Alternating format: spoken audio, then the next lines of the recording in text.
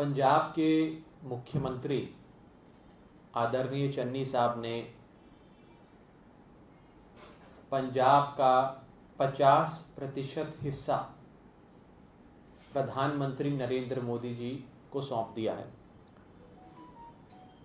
Chief minister Channi साहब ने आत्मसमर्पण करते हुए, सरेंडर करते हुए आधे पंजाब की 50% पंजाब की चाबी प्राइम मिनिस्टर नरेंद्र मोदी जी के हाथों में सौंप दी है।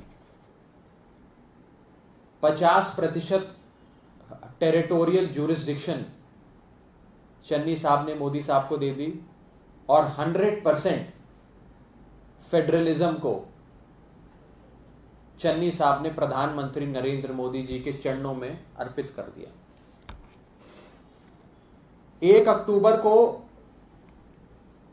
पंजाब के नए मुख्यमंत्री सरदार चरणजीत सिंह चन्नी साहब प्रधानमंत्री नरेंद्र मोदी जी से मिलते हैं।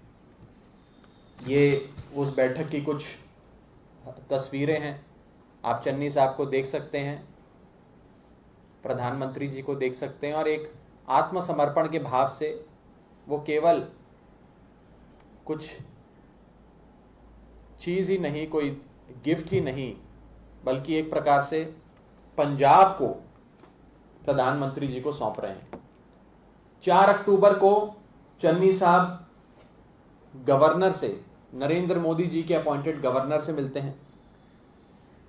5 अक्टूबर को चन्नी साहब देश के गृह मंत्री अमित शाह जी से मिलते हैं और मीटिंग के बाद खुद ट्विटर पे लिखकर यह जानकारी देते हैं कि मैं गृह मंत्री जी से मिला और मैंने गृह मंत्री जी को कहा कि पंजाब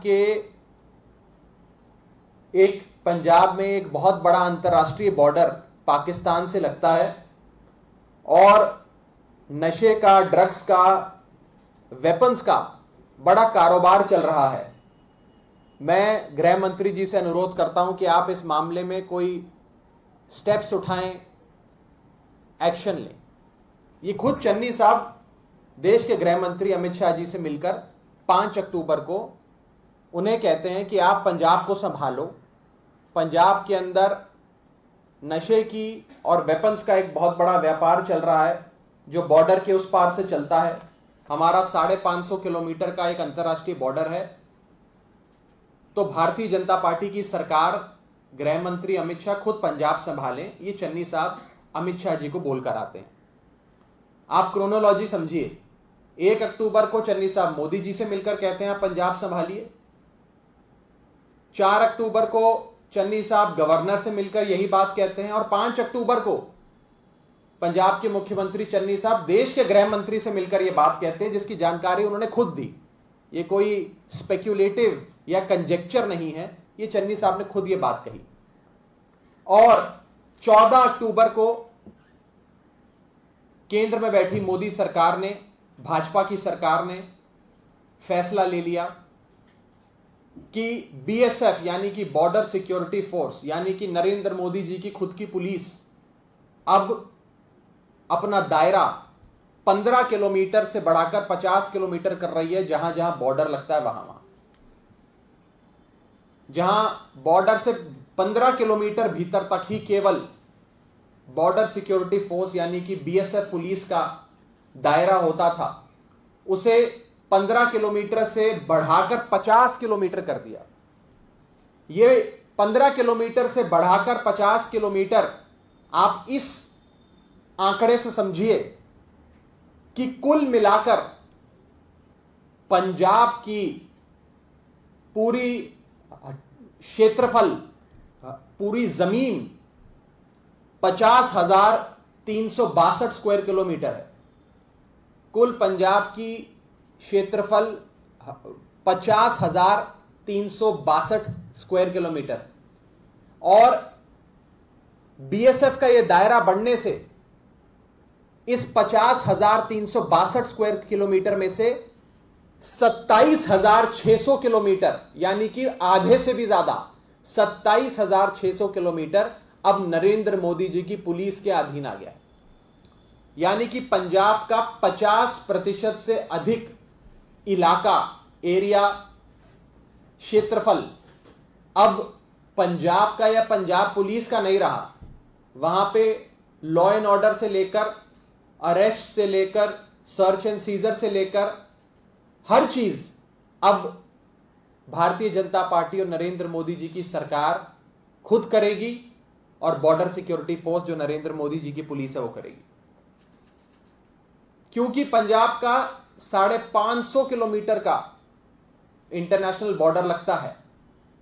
उस इंटरनेशनल बॉर्डर के 50 किलोमीटर तक का जितना एरिया लगा वो सारा अब नरेंद्र मोदी जी खुद चलाएंगे, पंजाब नहीं चलाएगा, पंजाब सरकार नहीं चलाएगी। आत्मसमर्पण चन्नी साहब ने कर दिया। 6 जिले पंजाब के पूरी तरीके से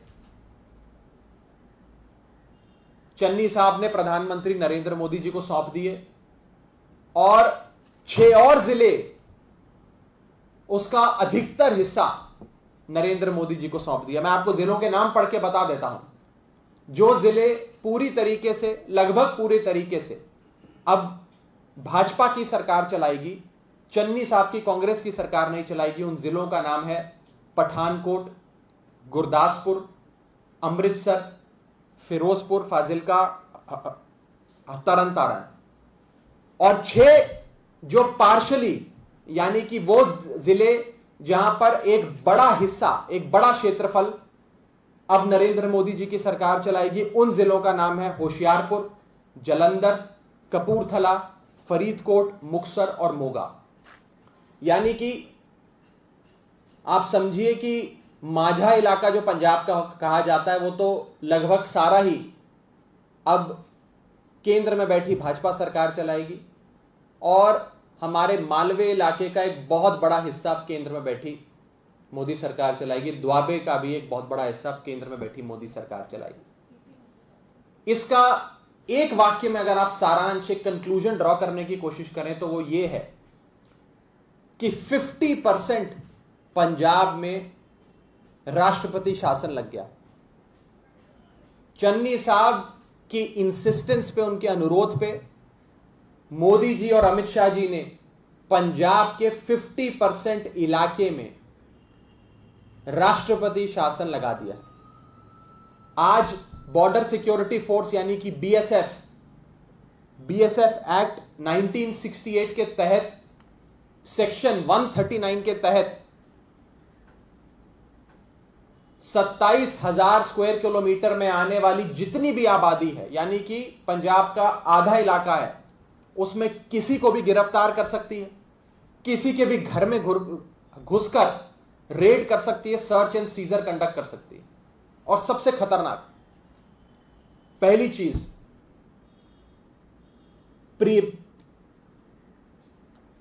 अरेस्ट जो बीएसएफ करेगी वो अरेस्ट क्राइम से पहले भी किया जा सकता है, यानी कि प्रिवेंटिव अरेस्ट करने के लिए क्राइम का होना अनिवार्य नहीं है। प्रिवेंटिव अरेस्ट करने की पूरी ताकत बीएसएफ को मिलेगी। और दूसरी चीज, लोकल पुलिस जो है पंजाब की, उसका इस पूरी प्रक्रिया में कोई हस्तक्षेप, भागीदारी नहीं होगी। बीएसएफ ना पंजाब पुलिस से कंसल्ट करेगी, ना अनुमति लेगी। अपने हिसाब से पंजाब के 27,000 किलोमीटर, 50,000 स्क्वायर किलोमीटर में से 27,000 किलोमीटर इलाके में बीएसएफ अब कानून व्यवस्था से लेकर हर संभव चीज, अरेस्ट से लेकर सर्च एंड सीजर तक करने जा रही है, कर सकती है। जहां केंद्र में बैठी मोदी सरकार यह लॉजिक देती है कि यह राष्ट्रीय सुरक्षा का मसला है, नेशनल सिक्योरिटी का मसला है, मैं आपको यह साफ तौर पे बता दूं कि यह राष्ट्रीय सुरक्षा का मसला नहीं है, यह राष्ट्रीय राजनीति का मसला है। यह नेशनल सिक्योरिटी का इशू नहीं है, यह नेशनल पॉलिटिक्स का इशू।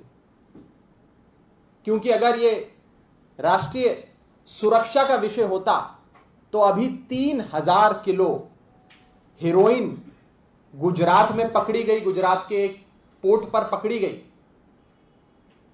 वहां पर बीएसएफ का दायरा बढ़ाया नहीं गया, बल्कि बीएसएफ का दायरा घटा दिया गया। 3000 किलो कोई छोटा मामूली अमाउंट नहीं होता। 3000 किलो गुजरात के एक पोर्ट पे अफीम पकड़ी गई, हेरोइन पकड़ी गई।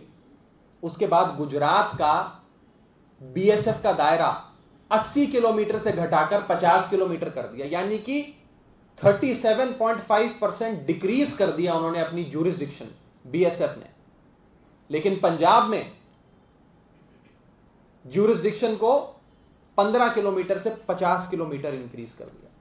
अगर यह राष्ट्रीय सुरक्षा का मसला होता तो गुजरात में भी आपको बीएसएफ, जहां भाजपा की सरकार है, वहां पर भी बीएसएफ का दायरा बढ़ाना चाहिए था, ज्यूरिसडिक्शन बढ़ाना चाहिए था, अधिकार क्षेत्र बढ़ाना चाहिए था।